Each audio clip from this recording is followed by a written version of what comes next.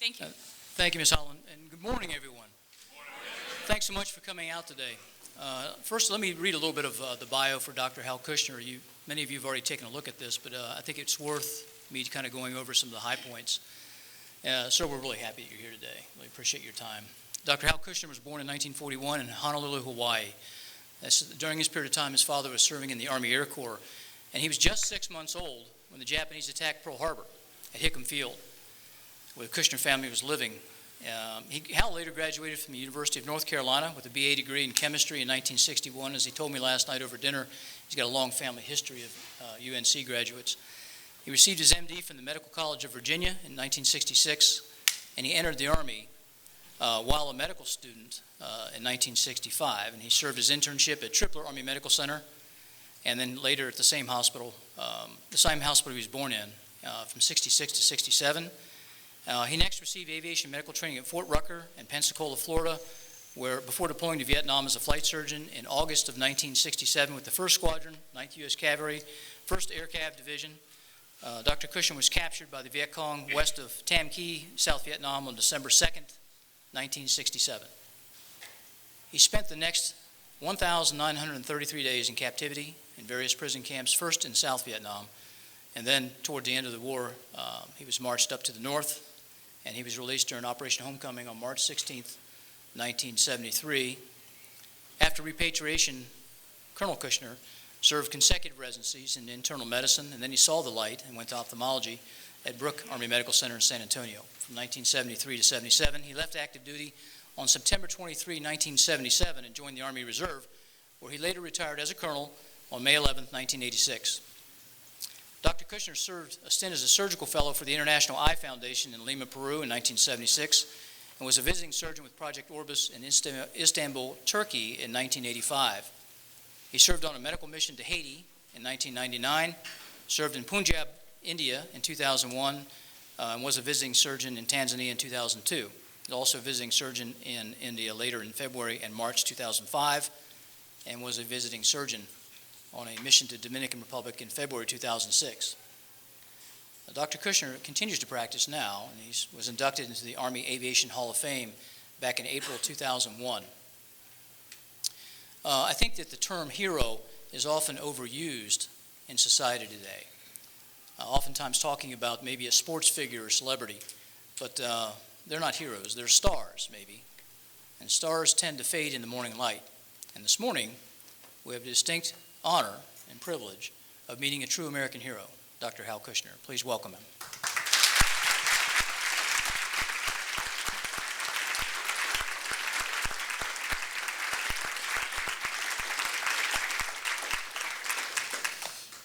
Thanks very much, Tom. I had a prepared lecture that I was going to read, but I had to prepare it last night, and General Thomas, who just come from China yesterday and was all jet lagged, picked me up about 9 o'clock, took me out, got me all liquored up, and returned me to my quarters about 11:30, and so I didn't have time really to prepare what I wanted to. I'm so glad to be here, and I see so many old friends, Ev Alvarez and Rhonda Cornum, and Andrea Rander, whose husband served with me in Vietnam, and Barry, who trained me. I mean, I thought I didn't know all of you people were still alive, but thank you so much for coming to hear me. I'm flattered. I'm just flattered and honored that General Thomas, had me here for this day, this Founders Day. And I know I was around when this federal medical school was started. The bill was signed by President Nixon, a Republican, in 1972, and Eddie Hebert, Democratic congressman from Louisiana, who had an empty hospital down there in New Orleans named after him, always had the concept of a West Point medical school. So it came to fruition, and I remember very well Jay Sanford, who was an infectious disease guy in Dallas, and who was a giant in American medicine. He wrote that guide to antimicrobial therapy that we all use, and I still have a little book and carry around. I really love Jay Sanford, although he went to Duke, and I hate Duke, and I went to Carolina. So I live in Daytona Beach, Florida now, and we have a medical school there, the Florida State University Medical School, and I teach the M3s and M4s who come over for their clinical years, and I lecture to them, not about ophthalmology, my specialty. Their chief wants me to lecture to them about good old-fashioned doctrine, and that's what I do. I have had a very fulfilling career. I'm so grateful for it. In the Army as a flight surgeon, as an ophthalmologist, as civilian ophthalmologist. When I was in med school at MCV, I went through a program that was called the Senior Medical Student Program. And that meant I got paid the senior year a first lieutenant salary, and then I had a 3-year obligation after my internship, but I could intern anywhere I wanted to, civilian or military. I had grown up in the Army, and as Tom told you, I am a Pearl Harbor survivor. My mom, dad, my grandfather, who was visiting for Christmas, and my older brother, Bobby, who is now 84 and a retired radiologist, were all at Hickam Field when the Japanese bombed on 7 December 1941. And I wanted to intern in the hospital in which I was born. But I have to tell you this first. So the Japanese bombed on December 7. My dad went to the Pacific to the war. They evacuated us on a luxury liner called the Lurline that had a capacity of about 1,500 people, and there were 4,000 on the ship. With my mom, my grandfather, who was elderly and infirmed, my brother Bobby, who had terrible asthma, and me, a baby. And my brother had asthma so badly that he had to have an emergency tracheostomy on the ship, which was going to San Francisco. And I've often thought about my mother then. Husband had gone to war. She's 28 years old, washing my diapers out in salt water. You know, they didn't have disposable diapers in 1941. And her other son almost dies and has to have a tracheostomy. I mean, she must have been a really hard woman. So anyway, I wanted to intern at Tripler, and I did. And in 2005, I was invited back to give the commencement address, and the commander was a friend of Tom's. Many of you probably know her, Major General Gail Pollock. She invited me back. So in 1966, I did a mixed surgical internship. I just finished OB and was getting ready to do my ENT rotation, and all of a sudden we started getting hundreds of wounded GIs and Marines in from Vietnam. It was a 650-bed hospital, and these guys came in day and night. And they came on helicopters, they came on trucks, they came in ambulances. They were filthy dirty with their wounds. They still had the combat tags from the battlefield on them, how many syrettes of morphine they got, and of course the interns had to work all these people up. So we worked all these guys up, and we said, whew, it's over now. We fill the hospital. We discharge all the dependents or put them in civilian hospitals. But then General Steger came down and said, we have more people coming, and we're going to put tents out on the ground. So they put these great big tents out, and we got a couple of hundred more. And for 8 months, I did the same operation. I went to orthopedics, and I did debridement and delayed closure. And we passed wires in the limb wounds. We hung penicillin and streptomycin. We watched for 2 weeks. We debrided the wounds, and if the wounds did not suppurate and get infected, we closed the wires. And so I did that day and night for 8 months. After 8 months, I went up to Colonel Woodard, who was the chief of orthopedics, and I said, for God's sakes, this is my internship. Can I do something else? And he said, why don't you go over to the chest service? They have a lot of chest wounds over there. So for the last 2 months of my internship, I inserted and removed chest tubes. And once in a while, I got to assist at chest surgery as like the 96th assistant, you know, standing on a standing stool and holding something like this where I couldn't see. But so that was my internship. You know, Sir William Osler, who is the dean of all of us medical types, he said it's hard to convince medical students that they are not in a medical course or a college course, but it's a life course for which a few years of learning under supervision is just the beginning, and that was my beginning. And I want to speak to the medical students here now. You are being prepared for a great mission. You are being prepared to maintain the health of the American soldier and to preserve the fighting strength. And there is no more noble mission. How wide and varied is the battlefield, and how fertile the blood of young warriors in raising good surgeons. I'll read that again. How wide and varied is the battlefield, and how fertile the blood of young warriors in raising good surgeons. This eccentric statement was made by a fellow named Clifford Allbutt, who taught at Cambridge, and who actually, his name was Allbutt. He invented the rectal thermometer, you can believe it or not. But he was paraphrasing the great French physician who was the Napoleon's medical director of the Grand Army, and his name was Baron Larrey. He was one of my heroes. Baron Larrey had 54 years of active duty, 54 years. He was in 60 battles, 25 campaigns. He was captured twice and released both times. He described how to amputate the shoulder. He invented the concept of combat ambulances, horse-drawn, of course. He understood the vectors in yellow fever and trachoma from his time in Egypt.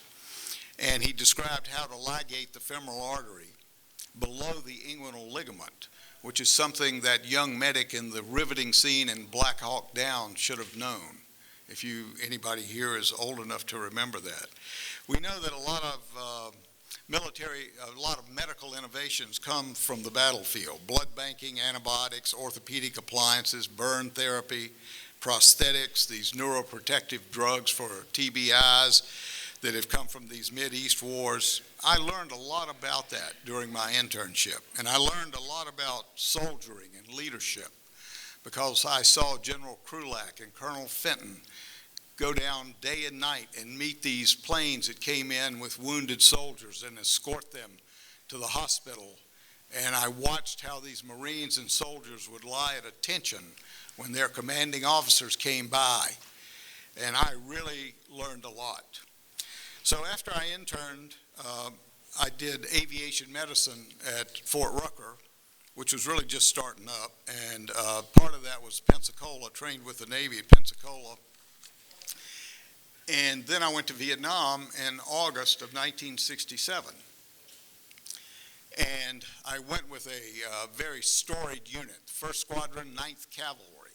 And I replaced Captain Carl Chenep of Memphis, Tennessee, whose name is on panel 18 East, line 36 on the wall. He was killed in action 3 months before I got there, flying in a helicopter, took a round right through the liver, 50 caliber round.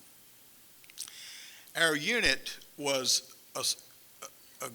involved in daily combat, and some of you may have seen the movie Apocalypse Now, and our unit was the one that was the model for Apocalypse Now, and my colonel, Colonel Bob Nevins, who remained my friend till he died in 2006, and I eulogized him in Ottumwa, Iowa, was the commander of that unit. He was the character from which the Robert Duvall character was taken in the movie. Colonel Nevins never ever said, "Oh, how I love the smell of napalm in the morning." He never said that, but he certainly did fly his helicopter with his black Stetson and not his flight helmet, and he certainly wore a yellow scarf flying in combat, and he certainly used to fly around drinking coffee out of his first Cav mug in combat. He was an amazing person. Well, so I was the squadron flight surgeon, and I was a rookie, and we had troops spread all over Vietnam. We had over 300 miles from Phan Thiet in the south to Chu Lai in northern Tu Corps. I had troops, and I had an aid station permanent aid station in the rear in Ankei that was named after Captain Chenep, who had been killed. And I had 2 sandbag tents at 2 different LZs north of there, LZ 2 Bits and Dog. And I thought we had it rough. I mean, we were living in the mud and on the LZs, and the weather was terrible, and it rained, and it was cold, and it was muddy, and it was hot, and we had bugs and snakes, and we ate sea rations. And my favorite sea ration was a fruit cocktail, and that's what I tried to eat most of the time, fruit cocktail. And remember, the sea ration cases came with those little packs of cigarettes with 4 cigarettes in the pack. Probably can't do that now. And a little baby roll of toilet paper, and it was never enough. And we put halogen tablets in our canteens, and then we used Kool-Aid from home to disguise the taste of the iodine in the canteen. And we burned our excrement in those 55-gallon drum immersion heaters. Remember those, Ron? And I had 17 medics in my medical platoon, and they would go out on operations with the infantry that we call blues. And they would come back and with those gray-green body bags with dead GIs in them and with seriously wounded GIs. And my job was to try to stabilize them and, if necessary, send them on to a more advanced facility, which we did by helicopter. And POWs would come in. Vietnamese POWs would treat them right beside the Americans and evac them right beside the Americans. Of the 17 medics I had, 13 were either killed or wounded badly enough to be evacuated from the theater. The medics did not wear Red Cross brassards or Red Crosses on their helmets. They carried sidearms and M16s to protect themselves and their wounded, unlike in World War II. I flew enough missions in the 4 months I was there to win 3 air medals. I thought we had it rough. And then I didn't tell you this, but a month after I got in country, my wife wrote me and said that she was pregnant with our 2nd child. And so that was in September, and her EDC was in April. And we had had 1 child, my first child, my daughter, who is now 54, was born Christmas Day, 1963, a month after President Kennedy was assassinated. So when I left home, she was 3, and my son had not been born. So on November the 30th, we were flying on a routine mission at night in a driving rainstorm, and the helicopter went down. It hit a mountain. There were 4 of us in the helicopter, and it happened about 2100. And the pilot was killed on impact. The crash was later ruled by the flight surgeon non-survivable, but I survived. The flight surgeon the pilot was killed, a good friend of mine was killed on impact. I woke up in a burning helicopter, and I remember it very well. It was vivid. I said, "Is anybody alive?" And there was no answer, and I could just hear the helicopter burning. And I unhooked my seatbelt, and I almost broke my neck because my helmet was plugged into commo, and the helicopter was completely inverted, which I had been unaware of. So I fell down, and I got out of the helicopter, and I tried to free the pilot, who was crushed against the instrument panel. He had a knife on his right side, and I took the knife and tried to cut his seatbelt, and I couldn't. It got too hot. My fatigue jacket got on fire, and I jumped off the helicopter, and by the light of the fire, I could see the co-pilot on the ground still in his seat. And the crew chief had been thrown clear and was unconscious, and I didn't know whether he was dead or unconscious. So the crew chief the airplane burned up, it just whooshed up, and the M60 cooked off some rounds. It hit me on the left side of the back and shoulder.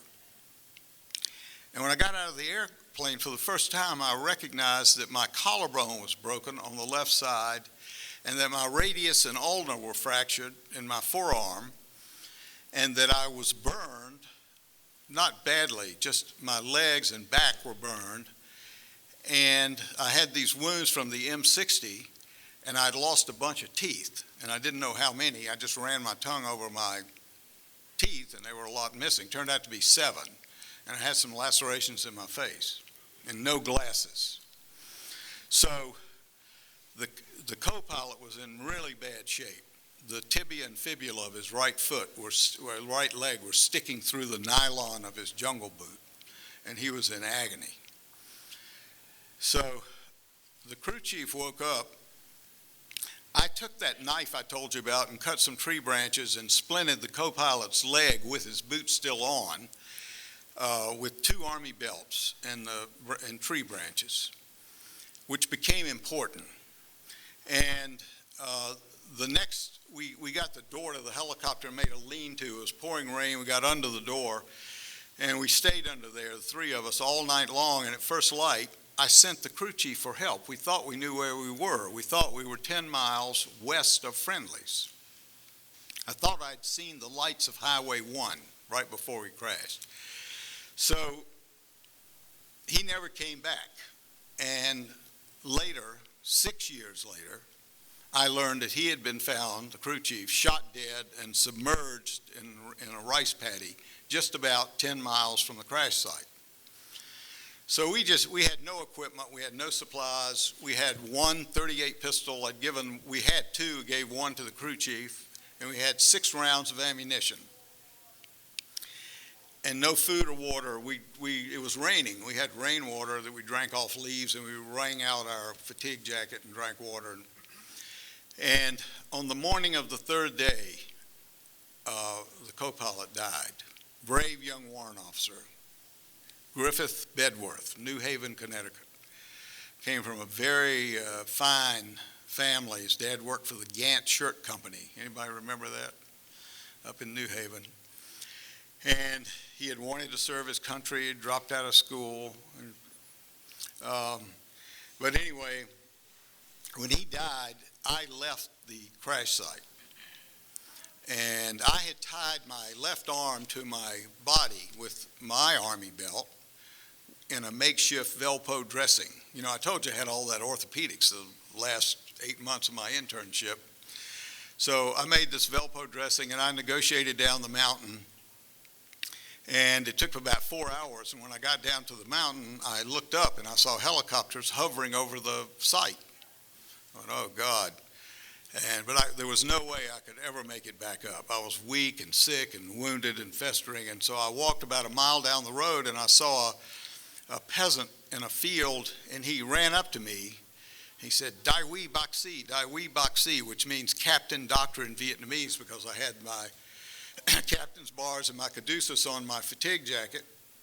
And he took me about a mile down the road and sat me down and gave me a can of sweetened condensed milk and a C-ration can opener and a C-ration spoon, plastic spoon. And I just started eating this stuff, and the squad of VC, 14, I knew immediately was 14, 1 woman, came running up, and squad leader said in English, surrender, no kill, surrender, no kill.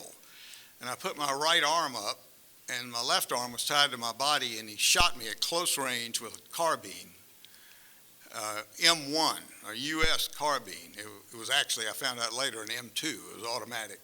He shot me right through the shoulder, and it went through and through. And it just knocked me over in bushes. So they captured me. They took me. He tore my dog tags off. We kept our dog tags in our fatigue pocket.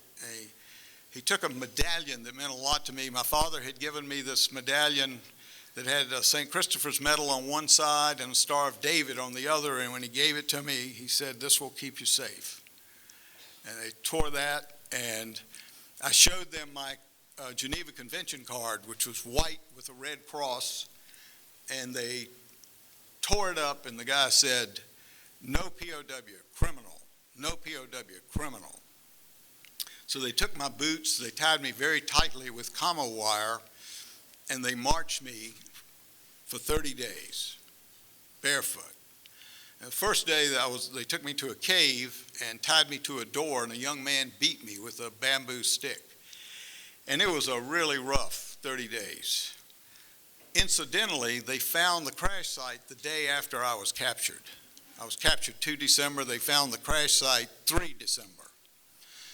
Now, my captivity was 1,932 days. Ev Alvarez's was 3,113 days. So mine is like a small fraction of what he went through. But they marched me at night for 30 days, and I couldn't see a damn thing. I had no glasses, and they would strike these little homemade lighters, and by the spark, they could see a few steps. And I'm walking on a rice paddy dike, and I couldn't see anything, and I would fall off into this water. And they would pull me up by my bonds. I was tied in a duck-wing position like this with no boots, and my feet were lacerated and just awful. And my shoulder bullet wound was festering like crazy, had maggots in it. I was febrile, and I was very sick. So after a few days, we walked past this place, and I'll never forget it. There were cages, and there were children and women and men tied up in the cages, and there were feces and everything littered on the grounds of the cages. I don't know what they were, jails. A couple of days later, we came to an open clearing, and there were like hammocks and wounded and people, amputees, and I thought this must be a field hospital. And this female had me lie prone on a split log, and she gave me a bamboo stick to bite on, and she heated up a AK-47 cleaning rod in a fire until it was white hot, and then she rammed it through my wound. It was through and through anyway, but she cauterized the wound, and it killed all the maggots, and it really hurt. It really, really hurt. It's been 50 years, and when I think about that, I shudder. Two things I think about that still hurt. When I was 8 years old, I was being doubled on a bicycle, barefooted, and we were flying down this hill, and I stuck my foot in the spokes. And I broke all my metatarsals, and it just mangled my foot, and I can feel that now. And I also fell off the bicycle and got road rash. It was a gravel road. And the other thing is the cauterization. Those are the two things that I can still feel. But when the crash site was found, they assumed that the co-pilot had been professionally splinted. It was 3 sticks and 2 army belts. And so they assumed that I was alive, the doctor was alive, and not critically injured, which was true. So in the 30 days, one good thing happened. About halfway through, and I was sick, I had this fatigue jacket, I was tired. We went into this camp in the daytime. We slept in the daytime in caves, and we marched at night. This old man came up, and he tried to take my fatigue jacket off, and I held it. I thought he wanted it as a souvenir. I didn't have a shirt or anything. I just had the jacket. And he kept pulling it, and finally the guard came up and made me give it to him. And he was just an old man, a civilian. He went to a creek and he washed it and he dried it on charcoal and he gave it back to me. It was all covered with blood and pus and everything. And I thought this was like an oasis of kindness in this desert of cruelty. And it made a big emotional impression on me. It really did. So he gave me my fatigue jacket back. But the rest was not nearly as pleasant. And another couple of interesting things happened. They took me on the march and put me in a dark hut that had no windows. It was a straw hut. And in the hut was an old Asian man that spoke an Asian language that was not Vietnamese. And he coughed constantly, and he was emaciated, cachectic. And I thought he either had lung cancer or tuberculosis. And I said, Jesus, they're going to use germ warfare on me. I don't know what they're doing.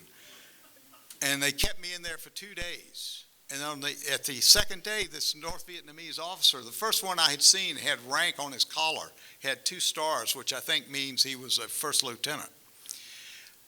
Pulled me out of the thing, and he gave me a cigarette and a cup of tea, just like in the movies, you know. He didn't smoke the cigarette the way the Chi-Coms did, but it was, he had a tape recorder around his neck. He had a reel-to-reel battery-powered little tape recorder, and he said, you can make a message to your family home with this. He said, if you condemn the war. And so the cigarette tasted awfully good, the tea tasted awfully good, and I said, I would rather die than make a statement against my country. I had such great bravado, and he said the most prophetic, profound words anyone has ever said to me. He said, you will find dying is very easy. Living will be the difficult thing. And there was no more pressure. He took the tape recorder, he went away. 2 days later, we left and we ascended mountains, always going higher, got higher and higher. They had to use ropes. I was weak and sick, and we got to the first camp. And when we got to the first camp, I had expected Stalag 17, Hogan's Heroes. You know, I thought there'd be guard towers and dogs and searchlights and a hospital where I could work and a barracks. What I got was a muddy clearing with a few hooches, a stream, piles of excrement all over the ground, a latrine in the back, and the four of the sorriest looking American prisoners you had ever seen. These guys were skinny, they had no shoes, they had sores all over them, they had rotten teeth, they had matted hair and beards. And they had been captured from 1 to 3 years. And they had told me that 4 months before, an American Special Forces captain named Eisenbrown had died. That he tried to escape, they brought him back, beat him severely, put him in stocks for 3 weeks where he had to defecate in his hands and throw it out. And then when he was released from stocks, he fell, and they said, the Vietnamese said that he punctured a lung and died. I don't know what happened to him, but he was dead. So within a month or so, we got about 8 other prisoners. And it was tough. That was the first camp in the jungle, and although we moved camp frequently, always within a day's march, which was 20 to 30 miles, a day or two march, it was always within that radius of 20 or 30 miles. It was west of Tam Key. And for the first 2 years, we got no clothes, we got no medicine, we got no shoes, we got no toothpaste, we got no toothbrush, we got no tobacco, we got nothing. There were no letters, there were no packages, we got no blankets, and we were sick and weak, and we were subject to indoctrination. They made a classroom in the jungle with tables, and they said if we made progress, we would be released. And they hung a big sign out that is unforgettable, and it said, freedom of speech is necessary in the debate. And they told us about the history of the war. And the courses were given by a Vietnamese commissar who spoke perfect English. He'd been educated in the United States, Mr. Ho. And at one of these classroom things, I said that Ho Chi Minh was a puppet of Mao Zedong. They had said that the Vietnamese, the Arvins, were puppets of the American puppets. So I said Ho Chi Minh was a puppet of Mao Zedong. So I got jerked out of the class and beaten severely and tied up. That was freedom of speech. And then the other prisoners were forced to criticize me. Just very Maoist thing. But after that, Mr. Ho he came up to me and he said, you will get a higher ration if you want to work in a Vietnamese hospital. You can work in a Vietnamese hospital. And he said that had been done by American doctors in World War II. I didn't believe him. I didn't want to do it anyway. I didn't want to leave our people. So I took my chances with them, and I'm glad I did. They tried to separate us by race. We had 5 black soldiers, and they put us in different hooches and tried to indoctrinate us differently. That didn't work for them at all. Within 2 months, they put us back together. We were Americans, and we stuck together. We slept on one bed. It was a large bamboo pallet, and we were sick, and we had malaria and dysentery, and we discharged our bodily functions on that pallet. We defecated, we vomited, we did all the things that people do, and we nursed each other, and we cleaned each other, and we helped each other. We had some fights and arguments, but most of the time, and the sick who were unable to work were fed by the well and strong. I mean, it was an experience that had some uplifting parts. It wasn't all horrible, even though we were dying. It was very cold. Half of us died. Half of us died. We had one book. One Marine had a missile, a Catholic missile that had been issued by the United States Marine Corps that fit in his utility pocket. And when he came in March of '68, they let us keep that book, but they tore the first 2 pages out. The first page had a picture of the American flag. The second page had the first stanza of the Star-Spangled Banner. And we ended up starting out reading the book. And in the end, and this is terrible, we used the book for toilet paper, and we used it, if we ever got tobacco from the mountain yards, to roll cigarettes with it. So, I mean, that's what people do. And I'm not ashamed of that. It's just what I'm just reporting. We did slave labor. We carried rice. We carried wood. We dug bomb shelters during the day. And the people who were too sick couldn't do it. There are lots of stories to come out of this, lots of stories. I said half of us died. 27 Americans went through the camp. 5 were released. 2 were released within a year of being captured. 3 others stayed about a year and a half. They were released for propaganda. So that means 22. Of the 22, 10 Americans died in my arms. They didn't just die. I mean, they withered away and died in my arms. And there were 5 West German nurses, 3 females, 2 males. They worked for a neutral organization called the Knights of Malta. They were like the Red Cross. They came to help everybody. And they were out having a picnic west of Da Nang one day, and because they were Caucasoids, they were picked up by the Vietnamese who spoke no German or English. And by the time they got them to our camp, which was about 20 days, one of the women had died. And so then they were kind of trapped. They realized they were Germans and neutrals, but they didn't want to release anybody for propaganda purposes. So within another month, 1 man and 1 woman died, also in my arms. And they took the 2 then to North Vietnam. And one of them, Bernard Deal, who was a nurse who survived, Bernard said that I inspired him to be a physician, and he became a psychiatrist, where he is practicing in Worms now.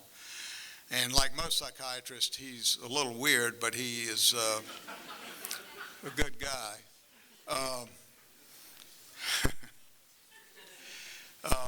So when a man died, we wrapped his body in bamboo. We dug his grave. We buried him. I eulogized him. We marked his grave with stones and bamboo, a bamboo cross. And I signed death certificates in Vietnamese. I have no idea what they were saying. I signed 15. I knew of 13 deaths. Plus the Special Forces captain was 14. I don't know what the 15th was. I think it must have been a Vietnamese guy that died. But I signed 15 death certificates. I can report to you that through JPAC, the Joint Commission Accounting Command, the Joint POW-MIA Accounting Command, JPAC, every single one of my brothers has been returned. The last one, Lance Corporal Dennis Hammond, now Sergeant Dennis Hammond, was returned in 2004. He died in January of 1970, so that's 34 years after his death, and buried with his family in Texas. And they lie in the soil of their country, in the shadow of their families, where they belong to be. In the spring, in the fall of '68, we had a terrible monsoon. 5 prisoners died within 2 months. We were starving to death. Our camp was a muddy morass of just excrement. And we were starving to death. So the camp commander had a cat. And the guards raised chickens. We never got any chickens. Once in a while, we had one guy, Ike McMillan, who could steal a chicken silently, and once every 6 months or so, Ike could steal one. But we never got it. But the cat wandered down to our compound, and we killed the cat. And we had a razor blade, and we cut his head and paws off, and we gutted it and skinned it, and it dressed out to about 3 pounds, and we were boiling the cat. And I thought the paws and head had been buried. And except for one paw, they were. Well, the guard saw our fire. We weren't supposed to have a fire at 3 a.m. He came down and he said, "What are you doing?" And we said, one of the weasels were always getting the guard's chickens. We said the weasel was attacking the chicken, and I threw a rock and killed the weasel, so we're going to eat this weasel. But he saw the paw of this cat and immediately identified the cat. And things got very, very serious. They lined us all up outside, and outside of our compound, they mustered the guards and cadre. They came down with rifles and sidearms. And they said, "Unless you tell us who did it, we're going to kill all of you." Well, we had one guy who was a First Force Recon Marine who had been there 2.5 years, really tough guy, and he did a Cory Booker and said, "I am Spartacus, I did it." And they called him out, and he had participated, but he hadn't done it. And they beat him unmercifully and beat him to the ground and karate kicked him and did all these things. And then they called me out, tied me up, and beat me in the face with fists.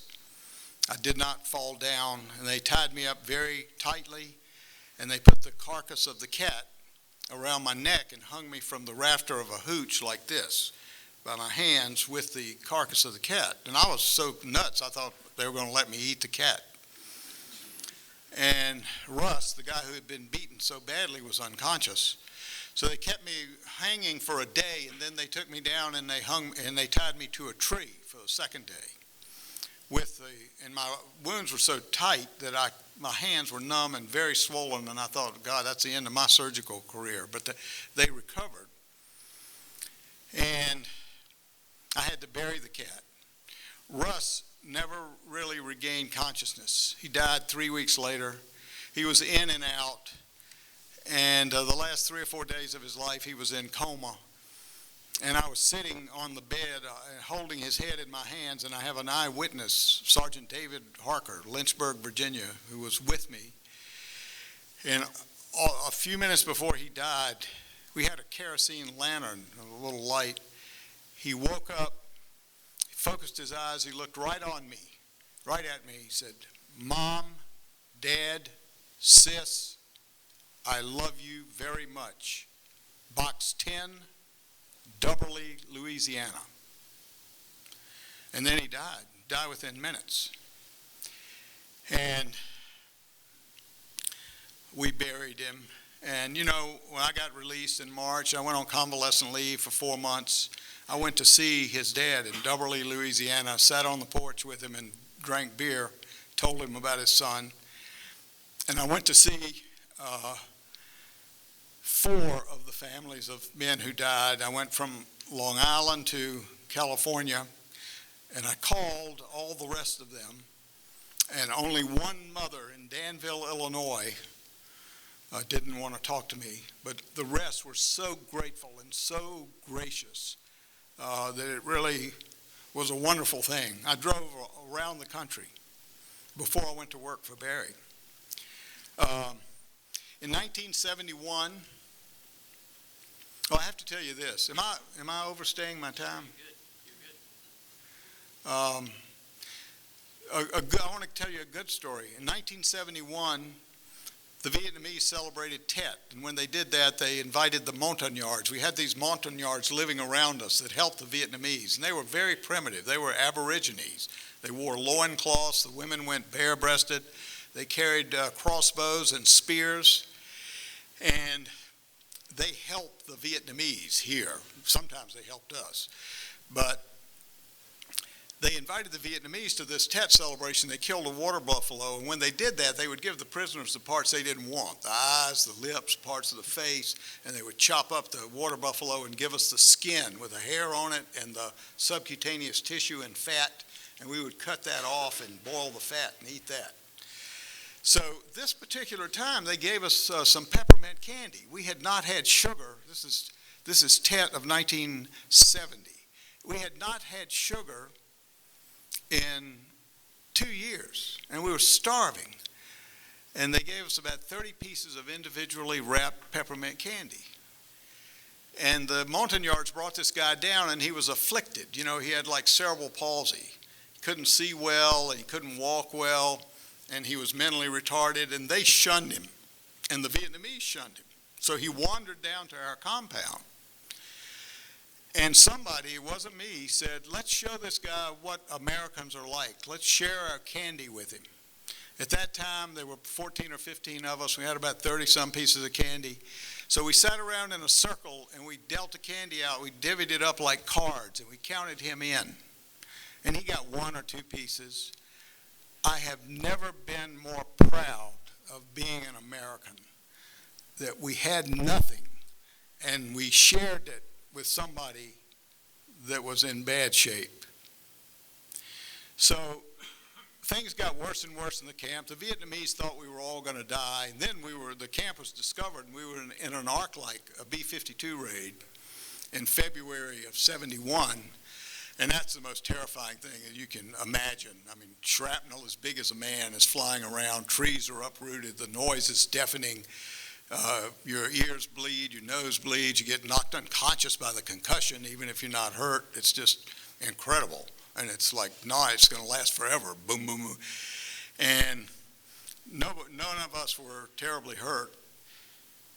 When it happened, I was with this old Vietnamese who was a prisoner, Arvin, and he was a devout Catholic. And he said, do not worry, doctor, do not worry. God will never let us die. And all this stuff is happening.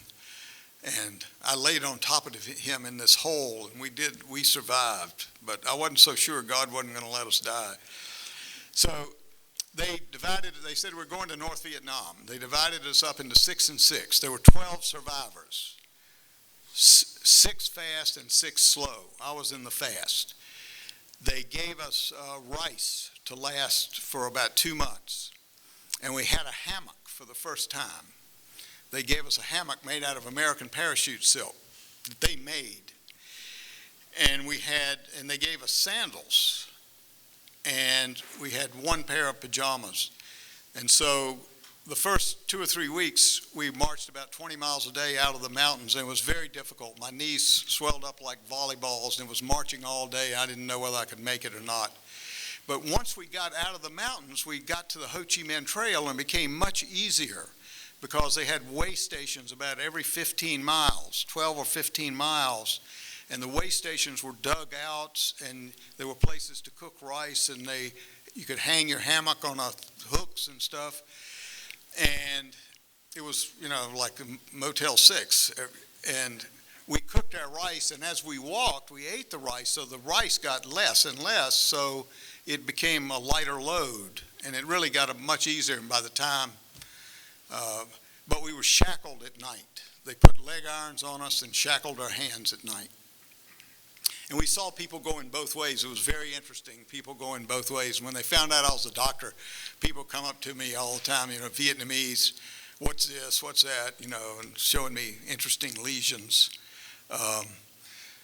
Well, along the way, I had stolen a uniform off a clothesline at one of these way stations. It was just a plain khaki uniform with no rank, pants and a shirt. And I put it in my rucksack with the rice. And we went across the DMZ. It was artillery and bombing going across, and I thought I'm certainly going to get killed here. But we crawled across that and survived. We were shackled, crawling across it. And then we were marched to Vinh, which is a railroad terminus 180 miles from Hanoi.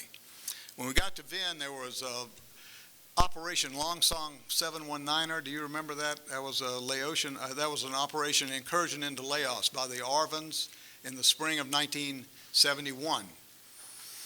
They had thousands of Arvins captured. It was a very unsuccessful operation.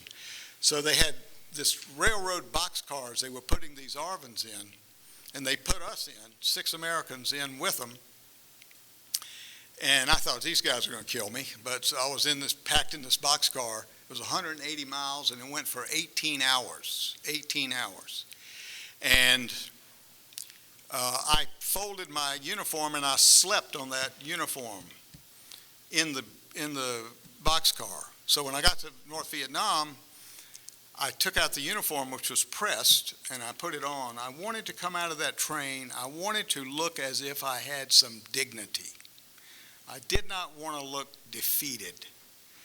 And somebody had a canteen, and I used water and combed my hair. So when I came out, they met us in a Jeep. And I got in the Jeep, and the guy asked me, "Are you an officer?" And I said, "Yeah, I am." And that made me feel good that something. So he drove us to a plantation, the plantation that Commander Alvarez is well aware of. And in the plantation, I was weighed for the first time, only time. I weighed 44 kilo, 105 pounds. And I was sick with malaria. In the first 3 or 4 months, I don't even remember being there. We were all in one cell together. After about 3 or 4 months, they moved me to a cell with other officers. I was in there with 5 other officers. There were 6 of us. We had a wooden pallet with a straw mat on it. We had a bucket for a latrine. It was a closed room with a speaker where they played propaganda and music, and it had no window. It had a single light bulb. It had a little slit where the guard could open and look in, and then he could open the bottom door like a doggy door, a Dutch door, and serve the food through the Dutch door. We got 2 meals a day. The meals were the same: a little piece of bread, a little thin soup, pumpkin soup, and 2 cups of hot water, and that was it. And one man got out once a day to empty the latrine bucket into a cesspit that was about 50 yards away within the prison. We passed notes to each other through the pit, through the cesspit. We had no writing material. We had no reading material. We had a tap code that we were taught when we got there by other people in the prison, and we saw other people in the prison, but we were forbidden from talking to anyone who was not in our room. When I got up there, the rough stuff, the torture and stuff had stopped. They beat us if we misbehaved, slapped us around, but I didn't have any real terrible torture up there. Twice a week, they let us out, and we bathed in a well with cold water and dry shaved. It was a cruel jail. In the winter, it was damp and cold. In the summer, we absolutely roasted. It was a sauna, and we got skin rashes and all of that. But nobody died once I got up there. It was a very cruel jail. So it was boredom. And we did exercise in the cell. We used each other for weights, and we did deep knee bends with guys on our shoulders, and we did hundreds of push-ups and sit-ups and stuff like that every day. And then Operation Linebacker 2, around Christmas time, December 72. Hanoi was bombed to smithereens by B-52s, and we were cheering them. We were just absolutely cheering them. The plantation was untouched. Nobody was hurt. It was loud, but nobody was hurt. So somewhere towards the end of September, or end of December, early January, they moved us all in trucks to the Hanoi Hilton, and they opened the camp. We could see each other. And some of the guys had like cards and a chess set and stuff. I don't know where they had gotten it. We never got any letters or packages. But I met David Mott, who taught me how to play cribbage and changed my life. That was a great thing. And so we were there. The war ended on January 27, 1973. January 27. And then they opened the camp up. And we met everybody. This was in the Hilton. And I came back on March the 16th, and I was in the 3rd or 4th group, and they put us in a bus, about 75 in a bus. They took us to the Jai Lam airport, and we were waiting our turn in the shed, and Colonel Ted Guy, who was our senior ranking officer, now dead, a real hard ass. We called him Moses, never met him, but he was he was tortured unmercifully because he kept trying to implement his leadership. And they forced him to make these propaganda broadcasts, and you could tell his inflection and his voice and everything, you could tell that he was being forced to say this stuff and to tell us to cooperate and behave, but you could tell. And I saw him after the camp was opened up. He had a boil on his neck, and I lanced it, but that was the only time I saw him. But this guy had been captured for the same time I was, 5.5 years. We'd all been captured 5.5 years, nothing military. As we were getting ready to go out and be released, we had this little POW uniform they had given us of a windbreaker, a shirt, some pants, and some cardboard shoes.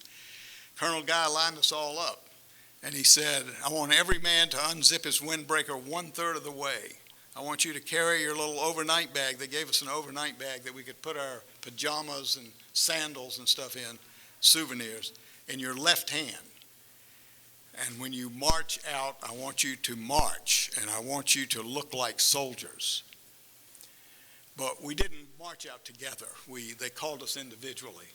But I was so impressed. I never forgot that. I mean, he never forgot that he was the senior ranking officer. And that's a lesson for anyone. So I marched out, and in this bright sunshine, the first thing I see is this beautiful bird, this C-141 Starlifter, the American flag on the tail section. It's the first time I had seen our flag in 5.5 years. I almost fainted. I was overwhelmed. I was absolutely overwhelmed. And USAF on the fuselage. And there was a brigadier general. There was a table set up, and there was a brigadier general standing. He had Class A uniform. He had an overseas cap on. He was plump. He had meat on him. He had flesh. He was thick. We were scarecrows. This guy had meat. So I went out there and I saluted him because, after all, that was a common military courtesy that had been denied us for 5.5 years. He saluted me back and he shook hands with me and he said, "Welcome home, Major Kushner." I'd been promoted. I didn't even know it. I was a captain when I was captain. And he actually hugged me, and there were tears on his face. And he said, "We're glad to see you, Doctor."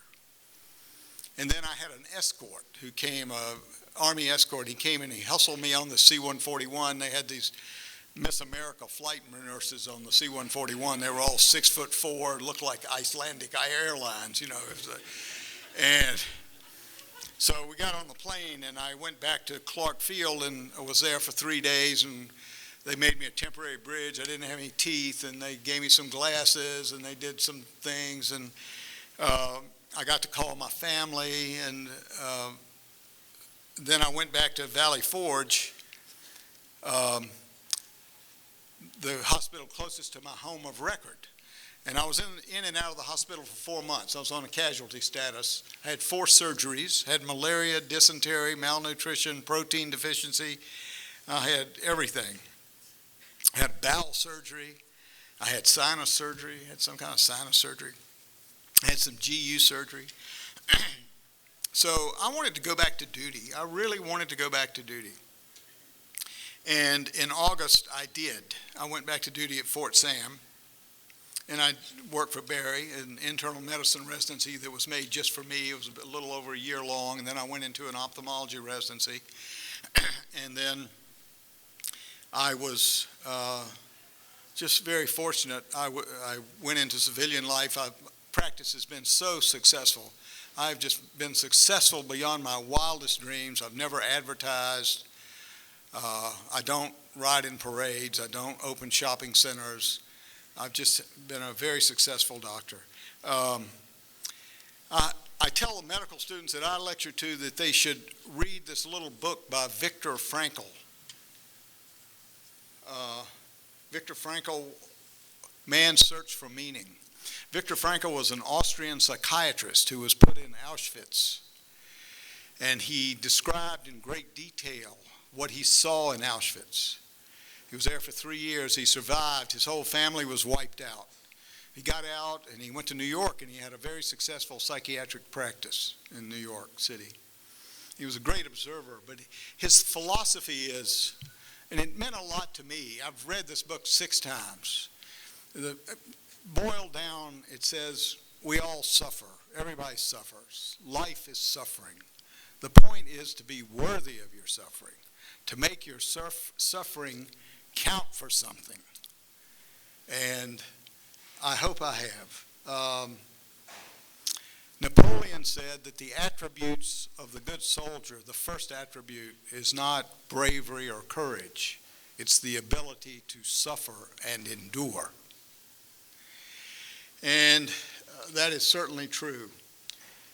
One of the most meaningful things to me was I was captured with 2 guys, Frank Anton, who was a helicopter pilot. He was captured a month after me, and David Harker, who was an infantryman, a staff sergeant. He was captured about 3 months after me. I was with them most of the time, and both of them wrote books.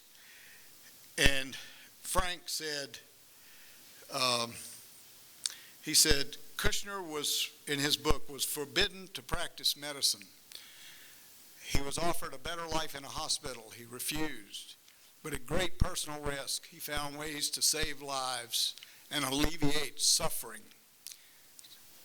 Captain Kushner never quit. He was always trying to motivate us to keep fighting, keep trying. And David Harker said, Captain Kushner never lost his will to practice medicine. And in the end, he would hold dying prisoners in his arms and see them through to the other side. Because that's all you can do. And that's what I did. So I want to tell you this. I was captured 1,932 days, a fraction of Commander Alvarez, and I lost 50 or 60 pounds. I lost 10 friends. I lost 5.5 years. I lost seeing my children grow up. I have absolutely no bitterness. I've never had any bitterness. I just feel lucky and fortunate. I have done missions all over the world, as Tom told you. I've been to India 3 times, Africa twice, Latin America, everywhere. I am so lucky I'm an American. And I just love my country so much. And I'm proud and I'm honored that I could serve it under the most difficult circumstances. And I could return with even more love and more devotion for my exceptional and your exceptional America. You know, Larry Heinemann, who was one of the great photojournalists of all the journalists in Vietnam, he said something I read in a book. He said, of all the accoutrements in a soldier's kit, an iron heart serves best. So when a man looks at you with iron eyes that do not shine, my advice to you is to finish your beer, pay up, and leave. But you young medical students, or you medical students, you can't leave. You're just starting. It's your job to stay and to staunch the bleeding and to salve the wounds of body and mind that ravage the soldier for the rest of his days. So God bless you for that, and God bless America. Thank you.